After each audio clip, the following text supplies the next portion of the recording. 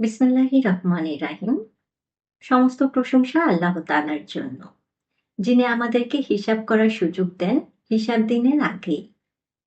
দুরূদ ও সালাম বর্ষিত হোক আমাদের প্রিয় নবী হযরত মুহাম্মদ সাল্লাল্লাহু আলাইহি ওয়াসাল্লাম এর উপর, যিনি শিখিয়েছেন নিজেকে জবাবদিহির আওতায় আনতে। প্রিয় ভাই ও বোনেরা, আত্মসমালোচনা মানে নিজেকে ছোট করা নয়। আত্মসমালোচনা মানে নিজেকে সৎভাবে দেখা। আমরা প্রায় ভুল করি, কিন্তু তার দায় চাপাই পরিস্থিতির উপর, মানুষের উপর অথবা ভাগ্যের উপর। মাগফিরাতের দশক আমাদের শেখায় একবার আঙ্গুল নিজের দিকে ফেরাতে। দিনানুর বলে, যে মানুষ নিজের ভুল মানে তার দেহ হালকা হয়, বুকের চাপে ধাক্কা কমে, মন অস্থিরতা ছাড়ে। নফস সবসময় নিজেকে নির্দোষ প্রমাণ করতে চায়, কিন্তু আত্মা চায় সত্য।